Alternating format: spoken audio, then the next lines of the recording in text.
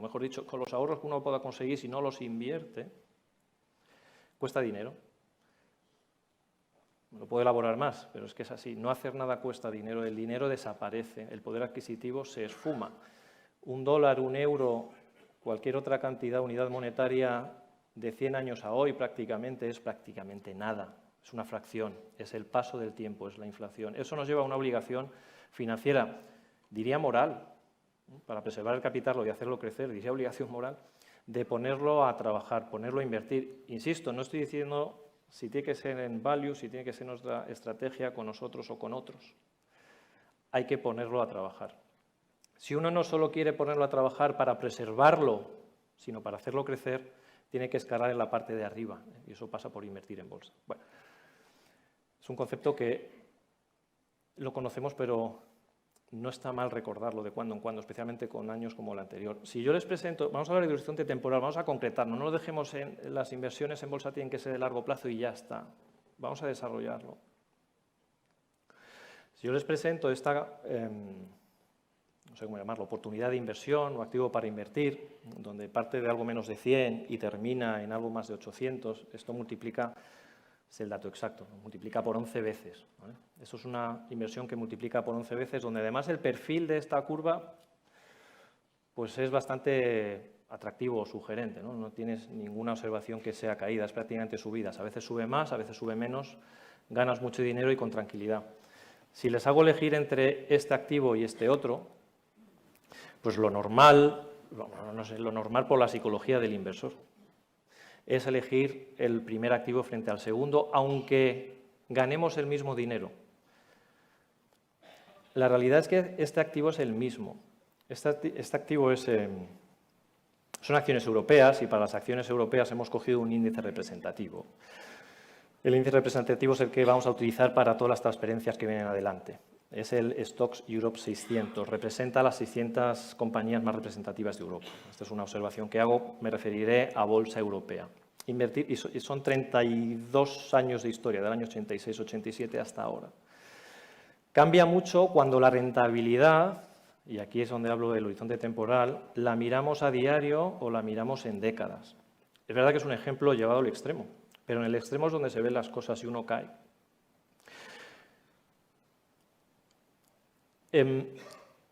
Esto me lleva a una conclusión, o una reflexión más que una conclusión, y es que no hay inversión per se en bolsa. La decisión de invertir en bolsa no es buena o mala per se. Lo que puede ser bueno o malo es el momento que elegimos para invertir respecto a nuestro horizonte temporal. Si nuestro horizonte temporal es diario, pues es mejor dedicarse a otra cosa. El activo renta variable no es el nuestro. Si nuestro horizonte temporal es anual, posiblemente tampoco sea nuestro activo. Si nuestro horizonte temporal es a más largo plazo, empieza a tener sentido. Yo creo que este gráfico lo representa mucho mejor. Aquí intentamos medir el porcentaje de observaciones, o sea, de rentabilidades, de datos de rentabilidad positivo. De otra manera, el porcentaje, por exclusión o por diferencia, de rentabilidades en negativo. La probabilidad de ganar o perder dinero dependiendo de cómo midas tu rentabilidad. Si hacemos una inversión y la miramos a diario, hay tantas probabilidades de perder como de ganar. Hasta ahí estamos todos de acuerdo, ¿no? Y de ahí viene la fama, la que tiene, la bolsa de casino o de jugar, ¿no? Y las palabras muy mal acuñadas de jugar en bolsa, ¿no?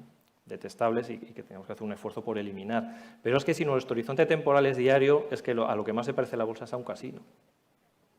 Mal que me pese. Es así, es una cuestión del horizonte temporal.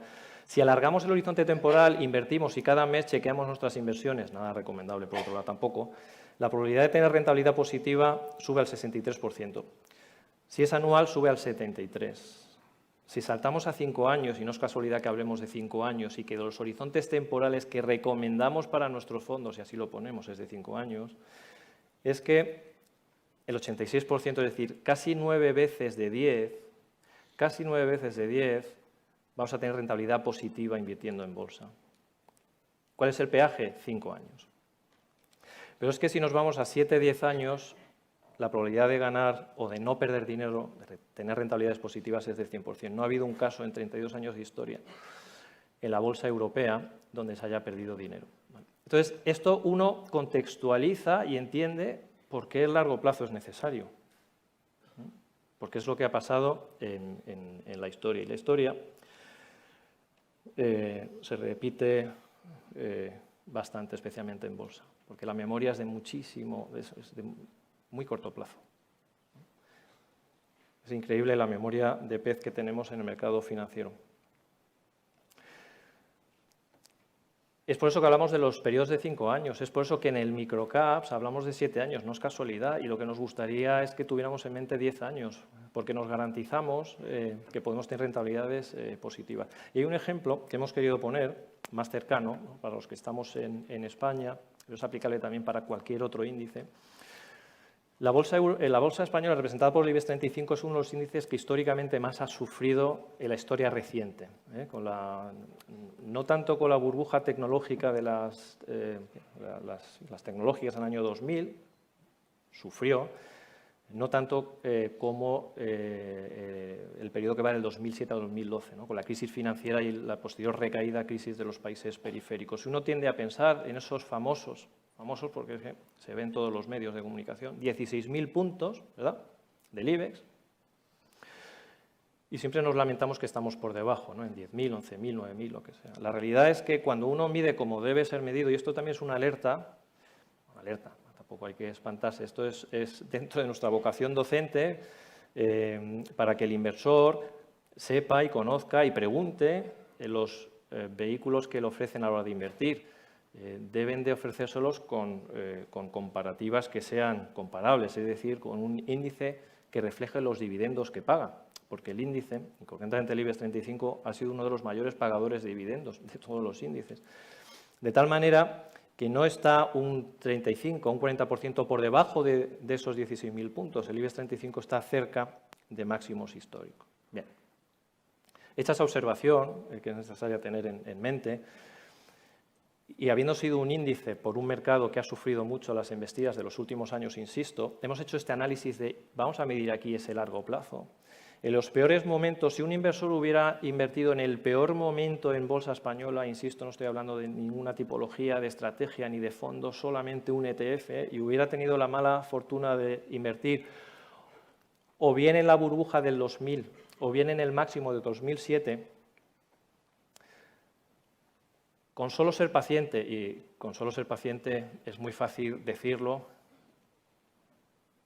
hay que sufrirlo, vivirlo y experimentarlo, pero en periodos de 7 años, esos 7 años famosos, se ha recuperado la inversión, sin excepción alguna. Esto es un ejemplo para que se vea, más tangible si se quiere, que el factor temporal es importante y que ese periodo de 7 años no está elegido al azar. Hay otro factor que disuade mucho al inversor, posiblemente que invierte por primera vez en renta variable, y es que aunque se nos habla de esa rentabilidad que decía al principio, de uno que invierta con un horizonte temporal de largo plazo en bolsa, podría aspirar a rentabilidades del 9-10%, y es discutible si en esta nueva era, y hay preguntas al respecto, un 9-10% sostenible, luego lo discutiremos. La realidad es que la media de rentabilidad en el caso europeo también en estos 32 años ha sido un 9,6%. Haber estado invertido durante estas 3 décadas ha dado anualmente de media un 9,6%. Pero vemos la dispersión de puntos que hay. Cada punto es la rentabilidad que ha habido en cada año natural. Rara vez, casi en ninguna ocasión, solo en una ocasión que fue 2015, la rentabilidad del año coincidió con la rentabilidad que se supone que te tiene que dar la bolsa. Imaginémonos en un inversor que entra por primera vez con esa esperanza de, oye, pues si renta un 9,6%, un 10 o un 9%, pues es una inversión para mí, yo quiero esa rentabilidad. Pero deja de lado un poco el factor que te dé esa rentabilidad a largo plazo no quiere decir que te la dé todos los años milimétricamente. Y el primer año de inversión cae un 20%, como nos pasó el año pasado. Es normal que surja una sensación de rechazo hacia el vehículo y es normal que surja una sensación de la bolsa no es para mí. Igual es que la bolsa no es para uno cuando no puede aguantar estas embestidas. Pero para eso hay que dar la oportunidad de entender, y ese es el esfuerzo que estoy intentando transmitir aquí, hacer entender por qué sucede. Primero qué sucede y luego el por qué y luego que se recupera. La rentabilidad no es lineal. No sabía cómo titular esto, honestamente. Le he dicho no actuar bajo los efectos del miedo. En general, actuar bajo los efectos de cosas extremas no es recomendable, ¿no? Del miedo menos. Es natural tener miedo, no hay que anularlos las amígdalas cerebrales para no tener miedo, ¿no? Es aconsejable y recomendable que el instinto siga ahí. Lo que hay que aprender es a reaccionar, ¿vale? Cuando tenemos esa sensación de miedo, que no es que sea legítima, es que va con nosotros, como seres humanos. Este estudio, como nos hemos querido remontar muy atrás, es desde el año 26. Incluye la gran caída, el crash del 29, guerras mundiales, intervenciones militares, deflaciones, muertes de presidentes, asesinatos, bueno, cosas muy buenas, pero cosas no tan buenas. Y la bolsa, ¿qué comportamiento ha tenido? Aquí queremos estudiar qué pasa cuando el mercado se pone feo, qué pasa cuando cae. Y lo que hemos visto es que cuando el mercado se pone feo, lo voy a elaborar un poco más, cuando entramos en un mercado bajista, ¿no? Que son palabra un poco más refinada para decir que el mercado cae mucho, entendemos caídas feas o bajistas, caídas de más del 20%. Caídas en más del 20%, hemos tenido caídas, el crash del 29 fue una caída del 83%, casi desapareció el dinero. Está incluida en este cálculo. De media, las caídas fuertes de bolsa, y la del año pasado estuvo en el límite, es una caída fuerte, depende de qué sector es una caída fuerte, entraría en este cálculo. La caída es de un 41 y la duración es como de, bueno, lo tenemos aquí, de 1 año y medio aproximadamente. Lo que viene después es lo mejor. Después de los mercados feos, mercados bajistas fuertes, si uno es capaz de aguantar, y también lo digo, es fácil decirlo, pero no es fácil posiblemente por el instinto que tenemos aguantarlo, no solo materializamos una pérdida, perdemos la opción a recuperarla, error grave, y perdemos la opción de ganar dinero, segundo error, no menos grave, por otro lado. Lo normal o la media de muchas observaciones en los últimos casi 100 años es que después de caídas fuertes la subida ha sido de multiplicar prácticamente por 6 veces. El mercado se mueve mucho. El mensaje de esto, para no liarlo, diría que en mercados que caen y que caen de forma abrupta y esas caídas se aceleran, léase octubre a diciembre, concretamente diciembre del año pasado, aunque el instinto nos diga otra cosa, la decisión más racional es, si ya no comprar, es mantener. Es muy fácil también hablar ahora después de una subida que llevamos en el Fondo Europeo próxima al 20%. Pero no nos tiene que extrañar porque la historia nos dice esto, ¿no? Cuidado con ejecutar pérdidas en mercados bajistas.